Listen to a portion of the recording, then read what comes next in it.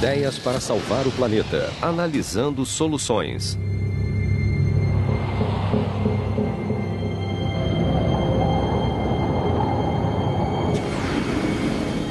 O aquecimento global ameaça a nossa civilização. Ele é alimentado pelo excesso de emissões de gás carbônico. Mas não diminuímos o uso dos combustíveis fósseis, a fonte do CO2 produzido pelo homem. No momento, as pessoas estão usando a atmosfera como esgoto. Estamos despejando CO2 nela sem nos preocuparmos com isso. Nós ignoramos os efeitos de uma mudança climática em grande escala que provocamos. Nós precisamos resolver esses problemas nos próximos 50 anos. Não temos centenas de anos. Estamos liberando cerca de 30 bilhões de toneladas de gás carbônico na atmosfera a cada ano. Se não pararmos, enfrentaremos o ano do ajuste de contas. Muitos cientistas acreditam agora que por volta do ano 2050, chegaremos a um ponto sem retorno. Uma época em que o aquecimento global colocará a natureza contra nós. Os sistemas naturais começarão a alimentar e acelerar o aquecimento. As plantas são um exemplo. À medida que a vegetação morre e se decompõe mais cedo, o gás carbônico liberado na decomposição da vida vegetal excederá a quantidade de gás carbônico que é absorvida pelas árvores e plantas vivas. Consequentemente, as temperaturas ficarão cada vez mais altas. Uma elevação drástica da temperatura ameaça as calotas polares, que representam uma quantidade gigantesca de água potável, provocando aumento dos níveis dos mares. E isto criará um mundo onde nossas cidades costeiras ficarão debaixo d'água. Nós perderemos todos os legados culturais e históricos que serão enterrados. Nós custaremos à nossa economia uma quantia que é absolutamente impossível de calcular. A questão é, podemos abrir mão da nossa dependência pelos combustíveis fósseis a tempo de deter os piores efeitos do aquecimento global? Mesmo com o mundo aquecendo à nossa volta, se eu tivesse um monte de carvão e eu precisasse dessa energia para agilizar a minha economia, seria de meu próprio interesse queimar esse monte de carvão. Não fizemos essencialmente nada para resolver o problema do aquecimento global. Falamos sobre isso há 20 anos, mas não demos nenhum passo concreto para realmente resolvê-lo.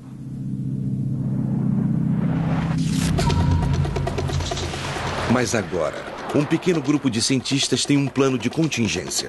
Pode vir! Cada um tem uma estratégia, mas todos são parte de uma nova proposta científica para combater os efeitos do aquecimento global. Sweetwell, vamos acionar agora. Positivo. Chama-se geoengenharia. A geoengenharia pode ser uma forma de fazer com que ultrapassemos esse período em que não podemos prescindir dos combustíveis fósseis. A conservação ambiental por si só não vai nos livrar do problema do aquecimento global. Nós estamos nos aprofundando nisso e precisamos de todas as ferramentas disponíveis. A geoengenharia propõe tecnologias e estratégias novas para modificar os sistemas naturais da Terra. Hoje elas são propostas, mas os cientistas querem transformá-las em uma realidade amanhã. Solte! Alguns projetos foram criados para substituir os combustíveis fósseis por novas fontes de energia limpa. Outros propõem usar a bioquímica dos sistemas naturais para eliminar o excesso das emissões de carbono.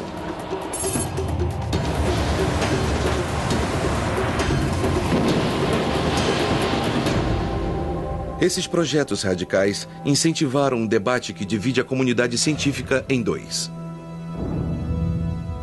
Eu acho que no centro do debate sobre a geoengenharia existem duas questões. A primeira é se realmente podemos fazer isso e ficarmos totalmente seguros quanto aos resultados. E a segunda, muito mais importante, é se devemos mesmo fazer. Mas ambos os lados acham que a geoengenharia é inevitável. Eu não sou a favor, eu não a defendo, mas eu acho que acontecerá pela seguinte razão. Se observarmos onde as coisas estão agora, considerando nosso sucesso em encarar o problema, fundamentalmente, nós falhamos.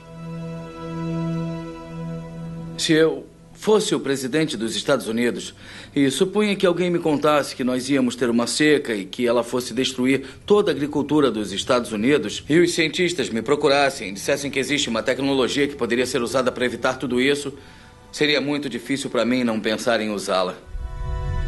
Os críticos acreditam que reequipar a Terra com grandes estratégias não testadas é brincar de Deus com bilhões de vidas em jogo.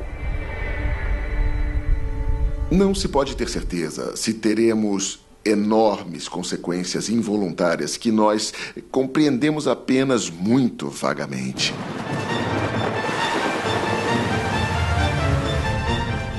E é uma petulância achar que nós sabemos o suficiente para fazer isso, a não ser que nos vejamos em apuros e não tenhamos escolha. Nós temos o direito moral de controlar o clima. De quem seria a mão que estaria sobre o termostato? E se a Rússia quiser o clima um pouco mais quente, a Índia quiser um pouco mais fria, quem vai decidir? O pior problema com a geoengenharia é não saber o suficiente sobre o planeta para fazer intervenções como essas sem sofrer consequências involuntárias. Mas um número crescente de especialistas vê a geoengenharia como a única opção restante se o mundo for incapaz ou não estiver disposto a cortar as emissões de carbono. Nós nunca aperfeiçoaremos a natureza humana, mas podemos aperfeiçoar a tecnologia. Nós temos que seguir em frente, e nós iremos em frente com invenções e inteligência. Mas podemos realmente contar com essas estratégias enormes não testadas para nos salvar? Como podemos saber se a geoengenharia funcionará? Para responder a essa pergunta, o Discovery Channel começou o Ideias para Salvar o Planeta. Um esforço sem precedentes para identificar e testar as mais promissoras e ambiciosas estratégias e tecnologias de geoengenharia nas pranchetas de hoje. Já estamos prontos. Pode uma manta high-tech enorme salvar a calota polar? Podemos bombardear as florestas do planeta e trazê-las de volta à vida? Poderia um feixe de energia nos libertar dos combustíveis fósseis?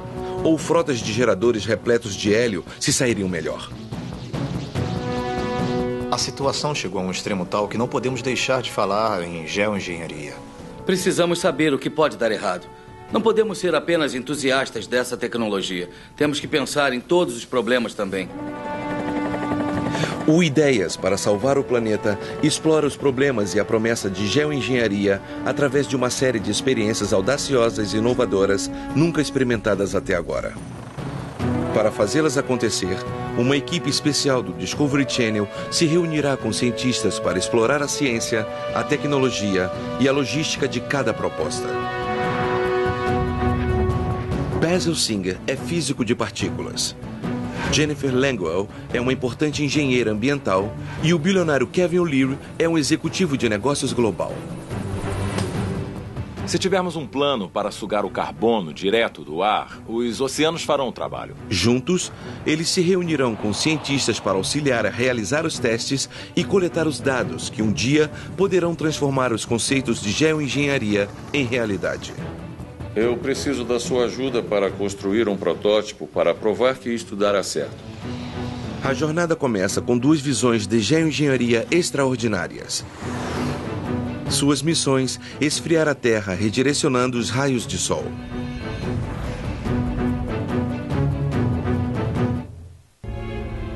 Todos os projetos de geoengenharia exigem uma coisa.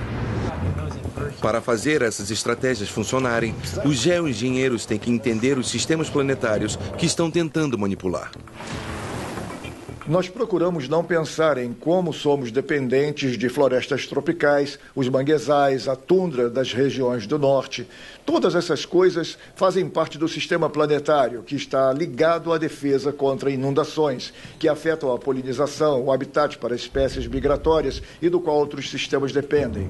A mudança climática está nocauteando uma parte de cada vez desse sistema como um todo. O sistema do nosso planeta é amplo e complexo. Ele é feito de muitas forças naturais integradas. As calotas polares contêm água potável e controlam os níveis do mar. As correntes dos oceanos regulam o clima. O clima auxilia as plantas a crescerem e as plantas produzem o oxigênio que precisamos para viver. A energia que impulsiona esse sistema vem do Sol. Agora, grande parte do calor do Sol está sendo aprisionado em nossa atmosfera pelas quantidades crescentes de gás carbônico no ar.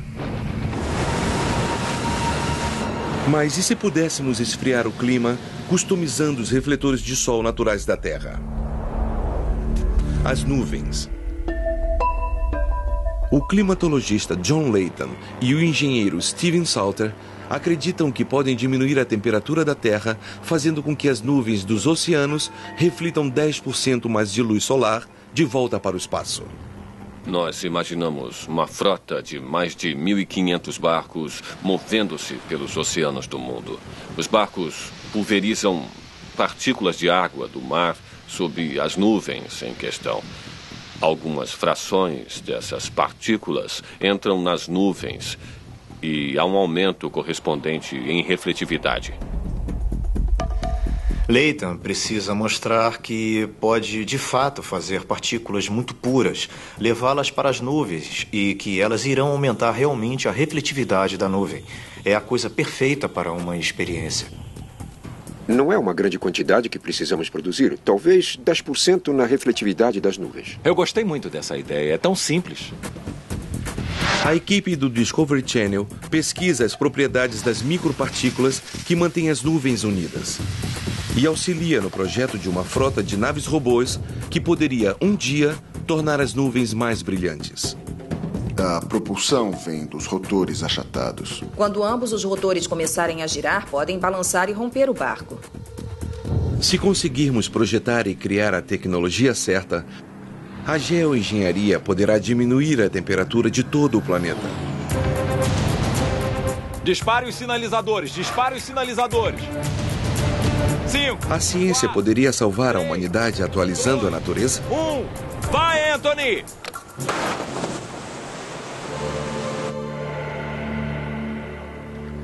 Mas nós queremos realmente alterar o vasto tapete de nuvens sobre os nossos oceanos em escala global? As nuvens são um dos aspectos menos conhecidos do sistema climático. A ideia que possa existir alguma manipulação intencional lá em cima, naquele sistema, que é tão pouco conhecido, só para começar, é um dos motivos que me faz ser bastante cético. Será que refletir mais sol com as nuvens causará tempestades numa parte do planeta e furacões em outra? Nós realmente queremos aceitar o risco? Não vamos só bloquear o sol para esfriar o clima, vamos bloquear o sol que dá vida. Estaríamos mudando a temperatura entre onde a nuvem está e onde a nuvem não está. E as consequências poderiam ser talvez muito drásticas, como impedir a chuva de cair no continente africano. Quando começamos a regular o clima, ele realmente regula o tempo que regula a nossa vida. Mas Salter, Layton e outros cientistas acreditam que o projeto é seguro, desde que seja feito em estágios. Se estiver errado, podemos parar instantaneamente. Tudo volta para onde estava em alguns dias. É inteiramente reversível. Ter um veleiro não tripulado espalhando névoa do mar no ar parece uma forma bastante benigna de geoengenharia. Eu acho que é uma ideia que vale a pena testar. Mas e se nós conseguíssemos diminuir o calor do Sol sem afetar as nuvens? E se, em vez disso, lançássemos uma enorme nuvem high-tech no espaço?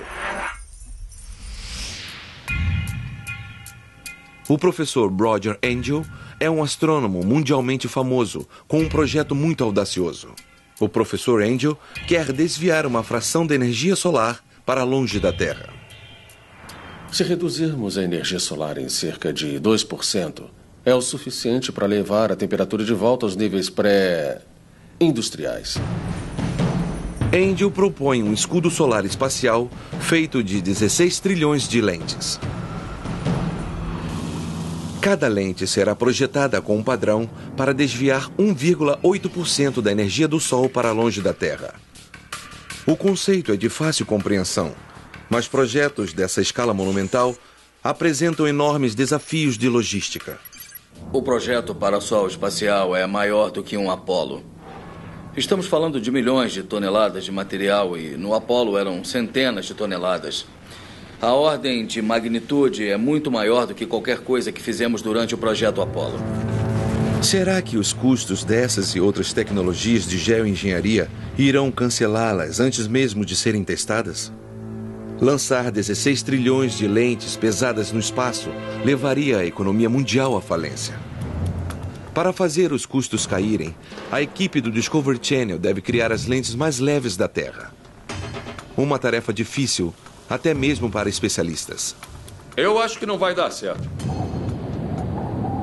Mas mesmo se lentes ultrafinas forem fabricadas, os sistemas de lançamento de hoje podem não ter capacidade de enviar trilhões delas para o espaço. Beleza. Nós precisamos desenvolver e testar novas tecnologias de lançamento.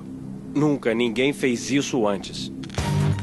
A equipe do Discovery Channel experimenta um novo sistema de lançamento baseado em energia eletromagnética. Que tipo de energia teremos com esse objeto? Será poderoso o suficiente para mandar o Parasol a um ponto no espaço a milhões de quilômetros daqui? Eu espero que isso mantenha as lentes seguras.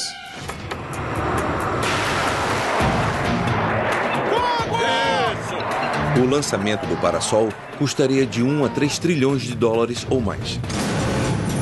Mas por todo esse dinheiro, estaremos investindo numa solução verdadeira para o aquecimento global ou só estaremos ganhando tempo?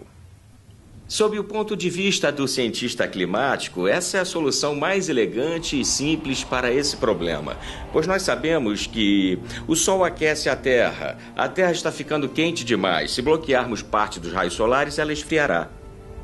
Podemos tentar manter a temperatura do planeta baixa, mas se as emissões de CO2 ainda crescerem ou crescerem muito nesse meio tempo, todos os outros problemas resultantes das mudanças climáticas ainda acontecerão, o que pode vir a ser um problema ainda maior do que o aquecimento do planeta.